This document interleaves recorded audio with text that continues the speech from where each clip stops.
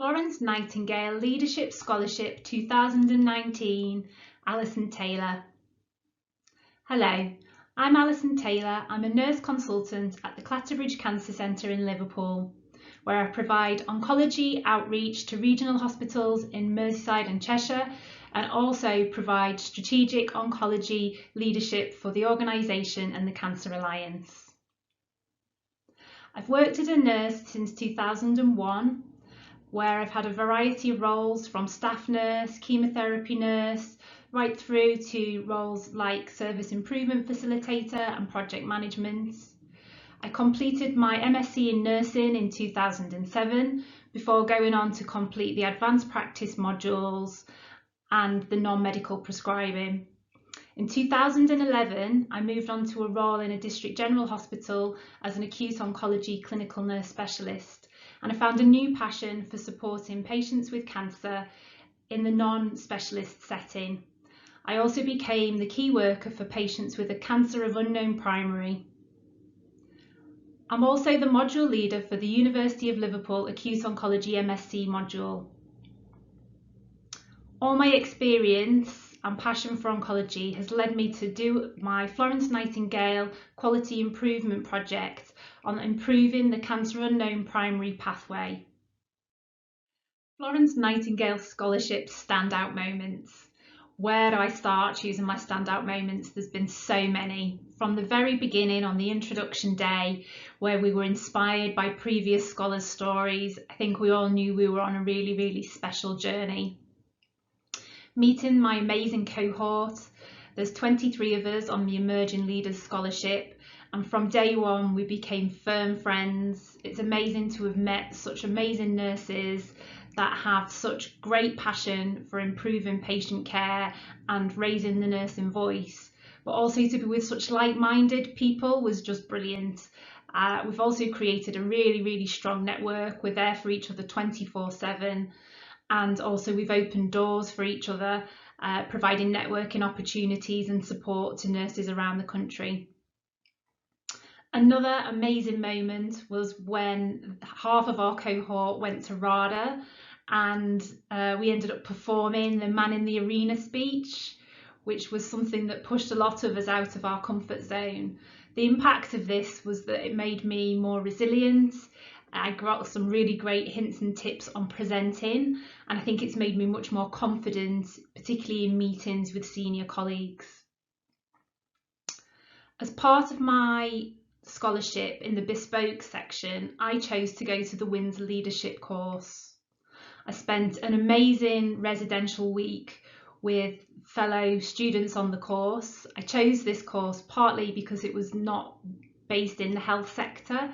So I was with CEOs of charities, firemen and women, army, navy, armed forces, also people from business. This course got me to think bigger and more strategically about things that I do in my nursing practice. It's really opened a whole new world of thinking for me from a leadership perspective, and it truly was a once-in-a-lifetime opportunity. I was really honoured to be invited to the launch of 2020, the Year of the Nurse and the Midwife.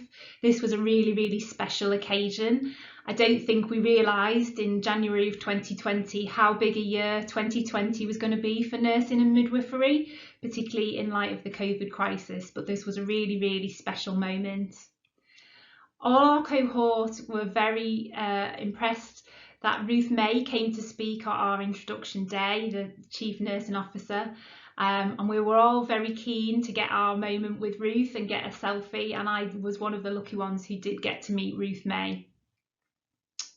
The final standout moment of my scholarship was that ultimately I've been promoted to my dream role. So when I started the scholarship, I was a clinical nurse specialist in acute oncology in a district general hospital, and the scholarship gave me the tools, the techniques, the confidence to go for the role that I wanted, which was nurse consultant, and I'm now working as a nurse consultant in a regional cancer centre. My project was to improve the cancer of unknown primary CUP pathway for patients. So cancer of unknown primary is where there is a secondary metastasized cancer in the body and we're not certain where that primary cancer has started from. Some statistics from Cancer Research UK in 2017 showed that there were 8,665 new cases of cancer of unknown primary in the UK and 9,165 deaths within the same year for cancer of unknown primary. That makes cancer of unknown primary the 6th most common cause of cancer-related death, and it's also the 15th most common cancer within the UK. But sadly, many people have not heard of cancer of unknown primary, and there's very little equity. There's no 2-week wait referral pathways. There isn't the same joined up care for this group of patients as there are for other cancers such as breast cancer or lung cancer. So my project wanted to improve the pathway for this group of patients, which is often disjointed. Patients are often referred on the wrong pathway or multiple pathways.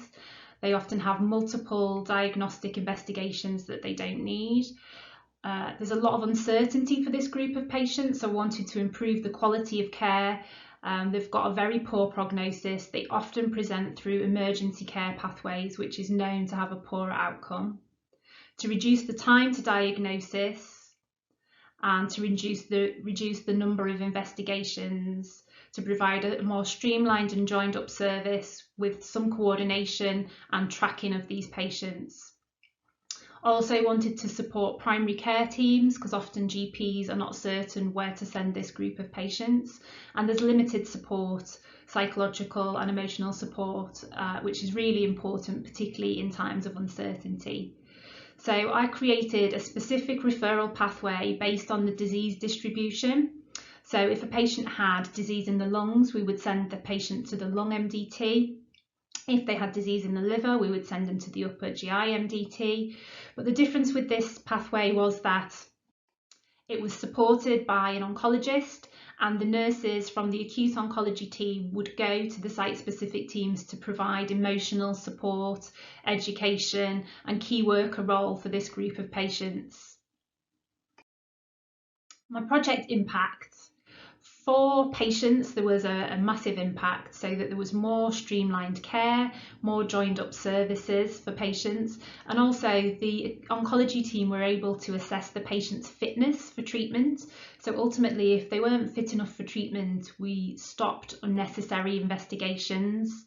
We linked in with the regional specialist MDT for cancer of unknown primary and provide personalised, tailored care for patients. This also enabled us to support the carers and families better by having one point of contact, so that people had a point of person to call to ask about results or questions around disease or treatments. The GPs again had a single point of contact to ask questions, ask about investigations, tailored investigations with the support of the oncologist and the acute oncology nurses. The pathway was more streamlined. We got key stakeholders from each of the site-specific teams to support this pathway, which was difficult, but once they were bought in, they could see the benefits for patients and families, and also for the pathway and the services itself. So for the service, there was a streamlined service, and we reduced the number of investigations for patients. We also aimed to reduce the number of emergency admissions and reduce the length of stay and bed days for patients with cancer of unknown primary. This pathway was introduced in January 2020, and then I got a new post. I left my post as the clinical nurse specialist for acute oncology and was promoted to acute oncology nurse consultant at the Regional Cancer Centre. Part of my role in the Regional Cancer Centre was to be the chair for the site reference group for acute oncology and cancer of unknown primary. So I'm really pleased to say that my work in my project for cancer of unknown primary is now being taken on a regional level, and I am helping lead this work across the Cheshire and Merseyside region to roll out equity of pathways for patients with cancer of unknown primary and improve the quality of care for this group, not just in one hospital but in the whole of the Cheshire and Merseyside area. So I'm really, really proud that I'm able to do this work now on a much bigger scale.